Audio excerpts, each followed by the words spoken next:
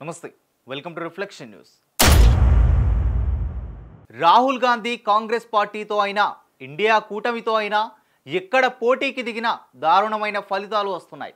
45కు పైగా ఎన్నికల్లో కాంగ్రెస్ పార్టీ ఘోర పరాజయం చవిచూసింది రాహుల్ గాంధీ నాయకత్వంలో. ఇప్పుడు ఆయన చుట్టూ ఉన్న అర్బన్ నక్సల్స్ తమ స్వలాభం కోసం భారతదేశంలో కుల ఆధారిత గొడవలను సృష్టించడానికి తమ వంతు ప్రయత్నాలు చేస్తూ ఉన్నారు. భారత్ జోడో యాత్ర అనే నెపంతో రాహుల్ గాంధీ 2022లో తన యాత్రలో కులగణనతో సహా అమలు చేయడానికి సాధ్యం కాని కొత్త హామీలను ఇచ్చారు.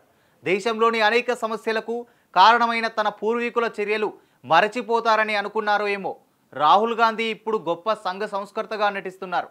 ఇది ముమ్మాటికి అర్బన్ నక్సల్స్ వ్యూహమని దేశ ప్రజలందరికీ తెలుసు. తెలంగాణలో కాంగ్రెస్ పార్టీ అధికారంలోకి వచ్చింది. అయినా కూడా ఇప్పుడు సరికొత్త డ్రామా మొదలైంది. తెలంగాణలో కాంగ్రెస్ ప్రభుత్వం బీసీ కుల జనాభా గణన ఆధారంగా రిజర్వేషన్లను ప్రకటించింది. ఇంటింటి సర్వే నిర్వహిస్తున్నట్లుగా నటిస్తూ వారు కొన్ని నివేదికలను సృష్టించారు. 2014లో కేసీఆర్ మొదటిసారి తెలంగాణలో ప్రభుత్వాన్ని ఏర్పాటు చేసినప్పుడు కూడా హడావిడిగా ఒకరోజు సర్వే నిర్వహించారు. అయితే కొన్ని కారణాల వల్ల ఆ నివేదికలు ఎప్పుడూ బహిరంగపరచలేదు. ఇక రేవంత్ రెడ్డి హయాంలో కుల ఆధారిత రిజర్వేషన్లపై కాంగ్రెస్ ప్రభుత్వం ఎన్నో నిర్ణయాలు తీసుకుంది. కాంగ్రెస్ నాయకులు తమకు నచ్చినట్లుగా ప్రకటనలు చేశారు. అంతేకాకుండా ఆ పార్టీ సభ్యులతో కొంతమందిని రిజర్వేషన్లకు అధ్యయనం చేయడానికి తమిళనాడుకు కూడా పంపారు. గతంలో వైఎస్ రాజశేఖర రెడ్డి ప్రభుత్వం 2005లో ముస్లిం మైనార్టీలకు 5% కోటాను ఇచ్చింది.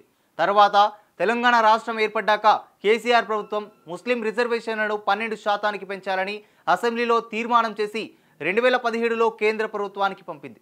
దానితో పాటు గిరిజన రిజర్వేషన్ల బిల్లు కూడా పంపారు. కానీ ఈ కలయిక కారణంగా గిరిజనులకు తీవ్ర అన్యాయం జరిగింది. సెక్యులర్ ప్రభుత్వాలు మైనార్టీలకు ఉచితాలను అందించడానికి పోటీ పడుతూ హిందువులను ఎలా మోసం చేశాయో చెప్పడానికి ఇది ఒక చిన్న ఉదాహరణ మాత్రమే. ఇలాగైనా సరే ముస్లింలకు కావలసిన రిజర్వేషన్లను కల్పిస్తానని మాజీ సీఎం కేసీఆర్ ముస్లిం మత పెద్దలతో జరిగిన సమావేశంలో బహిరంగంగా ప్రకటించిన సంగతి తెలిసిందే. తెలంగాణ మంత్రివర్గం సమావేశంలో ఆయన మరింత ముందుకు వెళ్ళి ఉర్దూలో మై బాత్ కహందా హూన్తో బర్కరార్ రెతా హూ, ఆప్ సబ్ జాంతే హైనా అని అన్నారు. నేను చెప్పినట్లే మద్దతు ఇస్తున్నాను. ఆ విషయం మీ అందరికీ తెలుసన్నది కేసీఆర్ చేసిన ప్రకటనకు తెలుగు అనువాదం. రాజశేఖర రెడ్డి హయాంలో జరిగిన అన్యాయం కారణంగా బీసీ వర్గాలు స్థానిక సంస్థల్లో గణనీయమైన ప్రాతినిధ్యం కోల్పోయారు. రిజర్వేషన్ల చరిత్రను అర్థం చేసుకోని ప్రభుత్వాలు ప్రమాదకరమైన రాజకీయ క్రీడలు ఆడుతున్నారు. ఇవన్నీ కేవలం కొన్ని ఓట్లను పొందడం కోసమే. మైనార్టీ రిజర్వేషన్లు మంజూరు చేయడం వల్ల తెలంగాణలోని 110కి పైగా బీసీ వర్గాలు తీవ్రంగా నష్టపోయాయి. ప్రభుత్వ ఉద్యోగాలలో అధికార దుర్వినియోగం కారణంగా బీసీలు ఎంతో కోల్పోతున్నారు. ఈ అంశాలను ప్రశ్నించడానికి ఎవరూ లేరు, ముందుకు కూడా రారు. రాజ్యాంగ నిర్మాతలు మతపరమైన రిజర్వేషన్లను ఉద్దేశించి ఉంటే వారు దానిని మొదటి నుండే చేర్చి ఉండేవారు. రాజ్యాంగంలోని ఆర్టికల్స్ 29, 30 ఇప్పటికే మైనార్టీలకు ప్రత్యేక అవకాశాలు, హక్కులు, ప్రయోజనాలను మంజూరు చేస్తున్నాయి. షెడ్యూల్డ్ కులాలు, షెడ్యూల్డ్ తెగలకు రిజర్వేషన్లు ఇవ్వడానికి కారణం వారు ఎదుర్కొన్న అంటరానితనం, అణచివేత. దీనిని గుర్తించిన డాక్టర్ బిఆర్ అంబేద్కర్ ఇతరులు ఈ హక్కులను ఇవ్వడం కోసం గొప్ప పోరాటం చేయాల్సి వచ్చింది. కానీ ఈ దేశంలో ముస్లింలపై అణచివేత, అసమానత ఎప్పుడు జరిగింది? భారతదేశం దాదాపు 600 సంవత్సరాలు ముస్లిం పాలనలో ఉంది. ఇక్కడ మొత్తం సామాజిక నిర్మాణం వ్యవస్థ చెదిరిపోయింది. వైట్ కాలర్ వామపక్ష మేధావులు ఎప్పుడూ దీనిని పరిష్కరించలేదు. 75 సంవత్సరాలుగా ప్రజాస్వామ్యం కొంతవరకు కులతత్వాన్ని బలహీనపరిచింది. తెలంగాణలో ముఖ్యంగా కుతుబ్ షాహీల నుండి అసఫ్ జాహీల వరకు 400 సంవత్సరాలు ముస్లిం పాలన కొనసాగింది. దేశ్ముఖులు, జాగీర్దార్లు, రజాకార్లుగా వారు చేసిన దురాఘాతాలు చరిత్రలో నిలిచిపోయాయి. పేద ముస్లింలకు న్యాయం చేస్తామని హామీ ఇస్తూ అనేక ప్రభుత్వ పథకాలు ఉన్నప్పటికీ వారి పరిస్థితి ఎందుకు మెరుగుపడలేదు?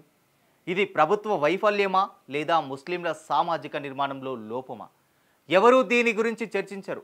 సోనియా గాంధీ యూపీఏ పాలనలో రాజిందర్ సచార్ కమిటీ ఏర్పరిచింది.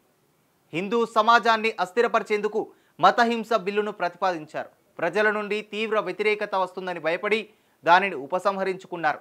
అదేవిధంగా బీసీ రిజర్వేషన్లను ముస్లింల వైపు మళ్లించడానికి కేసీఆర్, బిఎస్ రాములు నేతృత్వంలో బీసీ కమిషన్ను, సుధీర్ కమిటీతో పాటు మరో నివేదికను రూపొందించారు.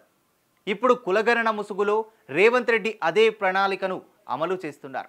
నాయకులు వేరైనా, పార్టీలు వేరైనా బీసీలకు అన్యాయం చేసేలా, మైనార్టీలకు గొప్ప బహుమతి ఇచ్చేలా ఈ చర్యలు ఉన్నాయి. గతంలో వైఎస్ రాజశేఖర రెడ్డి, కేసీఆర్, ఇప్పుడు రేవంత్ రెడ్డి వీళ్ళు తీసుకున్న చర్యలు అన్నీ ఒకేలా ఉన్నాయి. యూపీఏ కాలంలో అప్పటి ప్రధాని మన్మోహన్ సింగ్ మన ప్రభుత్వ వనరులపై మొదటి హక్కు ముస్లిం మైనార్టీకే చెందుతుంది అని బహిరంగంగా ప్రకటించారు. ఇది ఈ నాయకుల ప్రాధాన్యతను బహిర్గతం చేస్తుంది.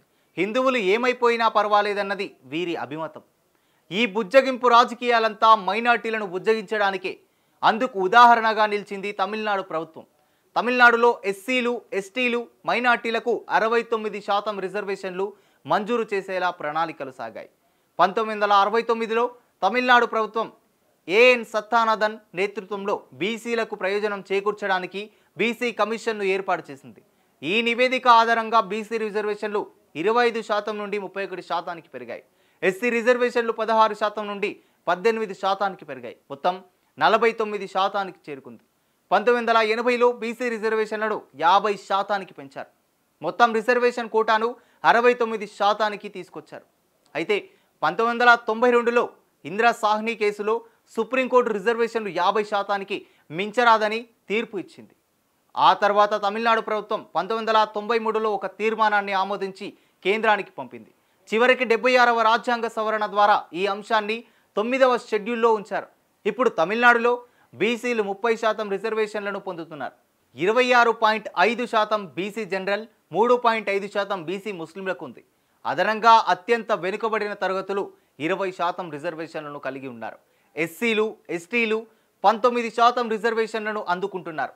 ఇక తెలంగాణకు వస్తే ఇప్పటికే బీసీలకు 4% రిజర్వేషన్లు ఉన్నాయి. కొందరు ఈడబ్ల్యూఎస్ కింద, అంటే ఆర్థికంగా బలహీన వర్గాల కోటా కింద కూడా ప్రయోజనం పొందుతున్నారు. 12% ప్రత్యక్ష ముస్లిం రిజర్వేషన్లను ఇవ్వాలనే కేసీఆర్ ప్రణాళిక విఫలమైంది. ఇప్పుడు రేవంత్ రెడ్డి కాంగ్రెస్ ప్రభుత్వంలో కొన్ని ముస్లిం వర్గాలను బీసీలుగా తిరిగి వర్గీకరించి వారికి 10%కి పైగా రిజర్వేషన్లు కల్పించే ప్రయత్నం జరుగుతుంది. 2001 నుండి 2011 వరకు తెలంగాణలో హిందూ జనాభా ఎక్కువగా ఉంది. 2001లో రాష్ట్ర జనాభాలో హిందువులు 85.84%గా ఉన్నారు. 2011 నాటికి 85.9%కి కొద్దిగా తగ్గింది. ముస్లిం జనాభా 2001లో 12.43% నుండి 2011లో 12.68%కి పెరిగింది. అయితే కాంగ్రెస్ ప్రభుత్వం లోపభూయిష్ట కులగణన సర్వే హిందూ బీసీలను తగ్గించేలా ఒక మోసపూరిత పథకానికి మార్గం సుగమం చేసింది. జాతీయ స్థాయి ముస్లిం సంస్థలు కాంగ్రెస్ ప్రభుత్వంపై ఒత్తిడి చేస్తున్నట్లు కనిపిస్తోంది. ఈ చర్యలు విజయవంతమైతే ఇది తెలంగాణలోని బీసీలకు కోలుకోలేని హాని కలిగిస్తుంది. వారి నివేదిక ప్రకారం 2014లో తెలంగాణ జనాభాలో హిందూ బీసీలు 51% ఉండగా ముస్లిం బీసీలు 10% ఉన్నారు. కానీ 2024 నాటికి హిందూ బీసీలు 46.25%కి తగ్గారని, ముస్లిం బీసీలు 10.8%కి పెరిగారని తెలుస్తోంది. హిందూ బీసీ జనాభా ఎలా తగ్గింది, ఎందుకు తగ్గింది, ఈ మార్పు వెనక ఎవరున్నారు? కాంగ్రెస్ ప్రభుత్వం చెప్పగలదా? మైనార్టీలను సంతృప్తిపరచడానికి బీసీల నోటి నుండి ఆహారాన్ని లాక్కోవడం ఎంతవరకు న్యాయం? కాంగ్రెస్ మజ్లిస్ ఓట్లను తమ వైపు లాక్కోవడానికి చేస్తున్న ప్రయత్నం ఇదని స్పష్టంగా అర్థమవుతుంది.